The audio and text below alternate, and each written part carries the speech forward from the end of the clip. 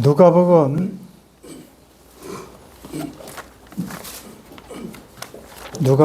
10장 30절에서 37절, 너무 잘 아는 선한 사마리아인 혹은 착한 사마리아 사람의 비유입니다. 본문을 읽지 않고 제가 유년주일 학교 때 이 스토리를 연극을 한 것이 있는데, 여러분들도 혹시 아실지 모르겠습니다. 예루살렘 성에서 이제 여리고로 가는 그 사람, 이렇게 노래를 부릅니다. 예루살렘 성에서 여리고로 가는 길, 무섭고도 험한 길, 부엉새 부엉부엉, 나와 함께 갈 사람 어디 없을까. 예루살렘 성의 여리고로 어느 사람이 내려가고 있습니다. 그러다가 이제 강도를 만나게 되지요. 바로 그때 하필 제사장과 레위인이 지나갑니다. 제사장이 이렇게 말합니다. 나는 제사장 하나님 사람, 누가 나보다 의로리요. 나는 레위인 하나님의 종, 누가 나보다 의로리요. 제사장 레위인 당시에 가장 자기가 어렵다고 생각하는 하나님의 상, 하나님의 종이라고 자부했던 사람들인데, 그러나 그들은 31절에 보면 마침 한 제사장이 그 길로 내려가다가 그를 보고 피하여 지나가고, 또 이와 같이 한 레위인도 그곳에 이르러 그를 보고 피하여 지나가되, 하나님의 종, 누가 나보다 어렵겠느냐, 나는 하나님의 사람, 누가 나보다 어렵겠느냐라고 자랑했던 그들은 그 삶의 현장에서 강도 만난 사람을 보고 보았습니다. 안 본 게 아니라 보고 피하여 갔다. 그들이 이제 가기 전에 그 강도 만난 사람을 목격하죠. 여보세요, 레위 사람, 저기 보세요. 저기에 누군가 쓰러져 있어 도둑 맞아 죽게 된 사람이군요. 도둑들이 나오면 어떻게 하죠? 이럴 때 강도 만난 사람이 도와달라고 합니다. 사람 살려줘, 이렇게 부릅니다.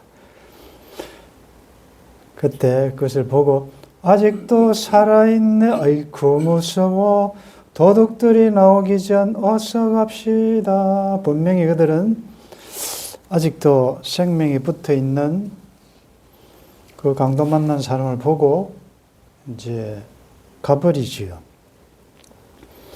그때 오늘 본문의 주인공 33절, 어떤 사마리아 사람은 여행하는 중 거기 이르러 그를 보고, 똑같이 세 사람 다 봅니다. 보고 불쌍히 여겨, 긍휼이죠. 가까이 가서 기름과 포도주를 그 상추에 붓고 싸매고 응급처치를 합니다. 그리고 자기 짐승에 태워서 자기는 걷고, 이름도 성도 모르는 강도 만난 자를 짐승에 태우고 주막으로 갑니다. 여보세요, 나그네 정신 차려요. 이 물을 마시고 정신 차려요. 기름과 포도주로 상처를 씻었으니 이제 좀 나으리다. 정신 차려요. 이 사마리아 사람 역할을 제가 했습니다. 그때. 그래서 제가 이 세월이 이렇게 흘렀음에도 불구하고 잘 알고 있습니다. 그때는 제가 보기만 봐도 사마리아 사람 같았는데 세월이 이렇게 바꿔놓았습니다. 여기 보고 피하여 간 사람들, 보고 가까이 가서 불쌍히 여기고 가까이 가서 기름과 포도주로 응급처치를 하고 주막에다까지 가서 하룻밤을 같이 지납니다. 너무 지나친 배려 아닙니까? 아마 제사장 레위인도 할 말이 있겠죠. 뭐 예배하러 가야 되고 제사 드려야 되고 바쁜데 뭐 기도에 가야 되고 뭐 여러 가지 말할 수 있었겠습니다. 사마리아 사람도 동일하죠. 비즈니스 할 수 있고 여행 가고 바쁜데 스케줄이 바쁜데 지체하면서까지 한다. 근데 이때 강도 만난 사람은 아마 유대인이었을 것이다. 그러면 그에게 사랑을 베푸는 이웃인 사마리아 사람은 누군가? 그는 유대인들이 혐오하는 혼혈족이라고 상종도 안 하는 사람이 사마리아 사람입니다. 근데 그 사람이 그 유대인에 대해서 이렇게 사랑을 베푼다는 내용이죠. 너무 잘 아는 내용이기 때문에 이것을 영해를 하면 영적으로, 물론 여기에 포인트는 누가 우리의 이웃인가, 사랑을 해야 되는 대상이 누구냐라는 질문에 대한 예수님의 비유지만 영해를 하면 지금 이제 참 어느덧 계절이 여러분들 백화점이나 이런 데 가보면 벌써 캐롤송이 울려 펴지고 그 뉴스에 잠깐 보니까 서울 같은 데는 신세계, 롯데 뭐 이런 백화점에 너무나도 휘황찬란한 크리스마스 성탄 잔식을 하고 있습니다. 성탄은 무슨 계절인가? 요한일서 4장 9절에 하나님이 자기의 독생자를 세상에 보내심은 그로 말미암아 우리를 살리려 하심이라. 아멘. 너는 피투성이라도 살아있으라. 너는 피투성이라도 살아있어. 이 말은 내가 살리겠다 그 말 아니겠습니까? 부디 죽지 말고 살아있으라. 내가 반드시 살리러 오겠다. 성탄은 무슨 계절인가? 피투성이가 된 채 사탄 강도들에 의해서 피투성이가 되어 죽어가는 죄 많은 인생들을 살리려고 오신 독생자가 성육신하여 오신 계절이 성탄절입니다. 아멘. 기쁘다 구주 오셨네. 왜 기쁩니까? 왜 성탄이 기쁩니까? 그냥 선물 주고받고 하는 그런 계절이 아니고 우리를 살리기 위하여 사마리아 사람으로 강도 만난 자를 위하여 그를 찾으러 하늘에서 여기까지 오셨어. 말씀과 말씀으로 치유시키시고 상처를 씻기시고 기름으로 성령의 기름으로 바르셨어. 치유와 회복을 시켜주시기 위하여 살리러 오신 계절이다. 아멘. 그리고 주막으로 데려갔습니다. 주막을 영해를 한다면 교회겠지요. 상처 입은 여기서 이것은 거의가 어떤 뭐 신체적인 이런 의미보다는 정신적인 영적인 상처, 피투성이를 설명을 많이 합니다. 이 강도 진짜 잔인하죠.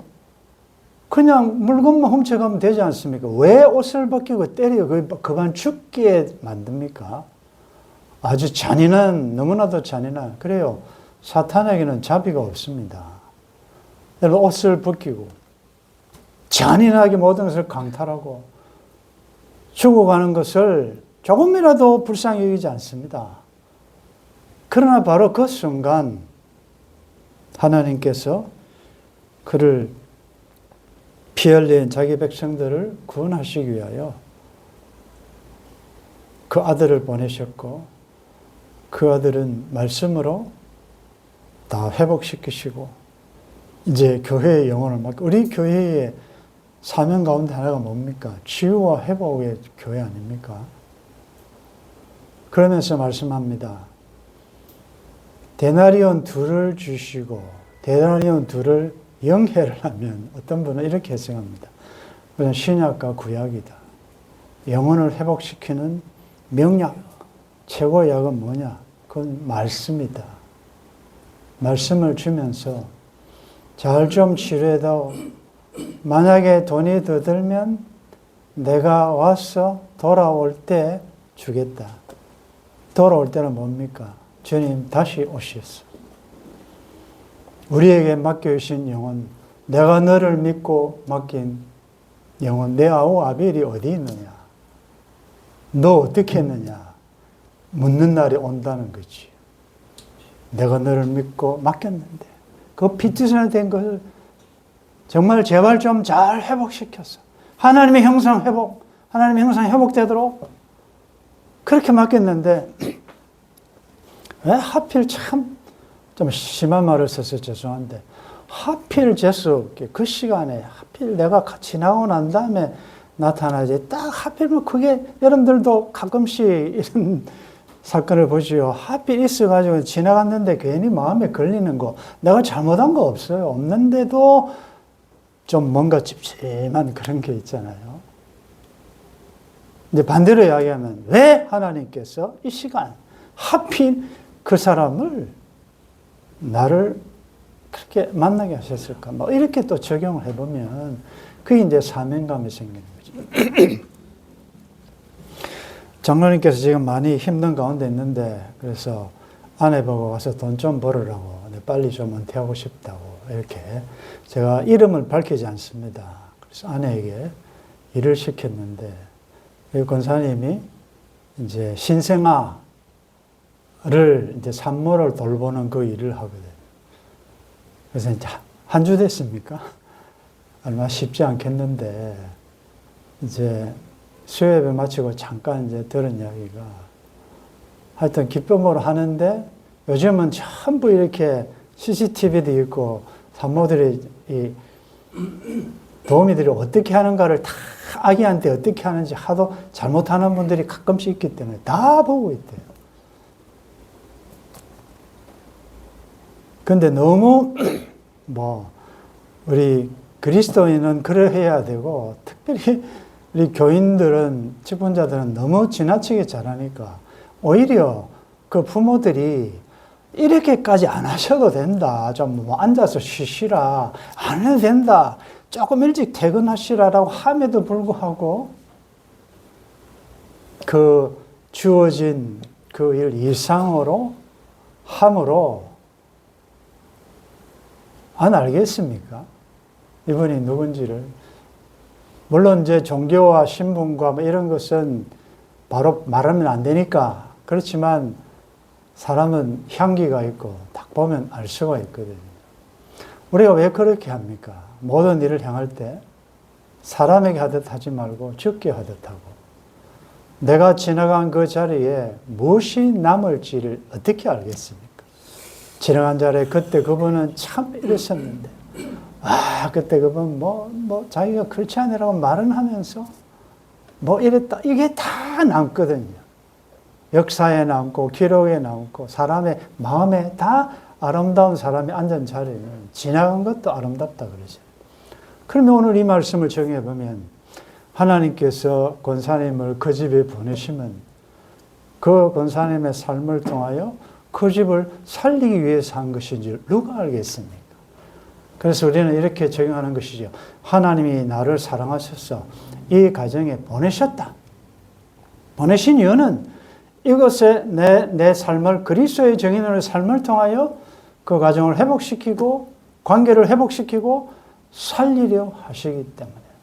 그래서 돈이 뭐 수입이 많으냐, 환경이 좋으냐 나쁘냐가 중요한 게 아니고 우리는 어디를 가든지 하나님이 나를 이곳에 보내셨다는 사명감을 가질 수 있기를 바랍니다. 하나님 나를 이곳에 직장에, 학교에, 어디에 보내셨다. 뭐하러?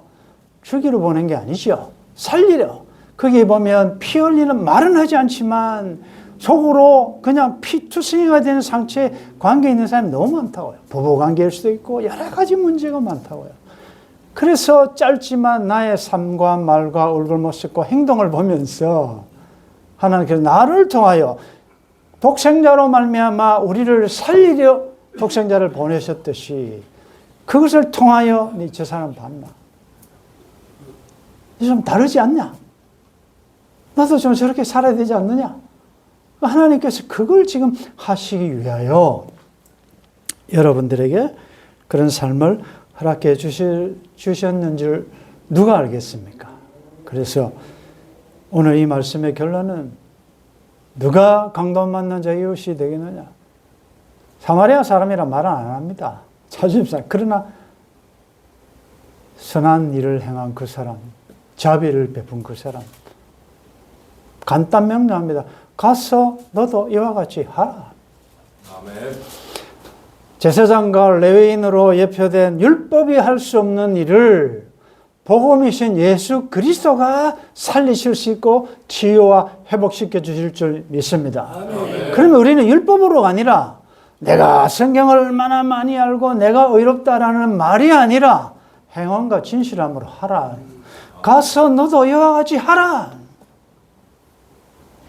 그래서 우리가 오전 오후 말씀을 다 듣고 난 다음에 오전에 주셨던 그 질문을 다시 한번 질문을 받을 때 말씀 듣기 전과 후는 조금 다를 거예요. 선뜻 yes, no는 못하겠지만 조금 더 한 번은 고민하게 될 거예요. 이것이 내 몫에 태인 십자가인지. 그건 사람마다 달라요. 우리가 평가할 수도 없고 강요할 수도 없고 비판할 수도 없어요. 왜냐하면 그것을 감당할 만한 은사는 다 다르기 때문에. 그러나 보는 관점은 하나님이 나를 사랑하셔서 혹 이 영혼을 끝까지 내가 이 십자가를 지고 잘 감당하는 것이 나의 사명일지. 기도 가운데 여러분들이 결정하셔야 한다는 거죠. 아멘. 이번 한 주간도. 아니, 이 좋은 계절에 앞으로 이제 연말을 향하고 캐롤을 부를 때마다 이 사실을 기억하십시오. 피 흘리고 강도에서 사탄에 의해 풍지박살난 나를 치유하고 회복시키고 살리기 위해서 오신 계절이다. 그것을 사랑을 받고 그래서 회복됐다면 가서 너도 이와 같이 하라. 아멘. 보내신 곳에서 사마리아의 사람의 역할을 잘 감당할 수 있기를 주의 이름으로 축원합니다. 아멘. 어릴 때부터 너무 많이 들었고 너무 아는 말입니다. 제사장과 레위 고백처럼 나는 하나님의 사람이고 목사고 장로고 권사고 직분자고 하나님의 종이고 사도다라고 말하며 나보다도 오히려 사람이 없는 것처럼 말했지만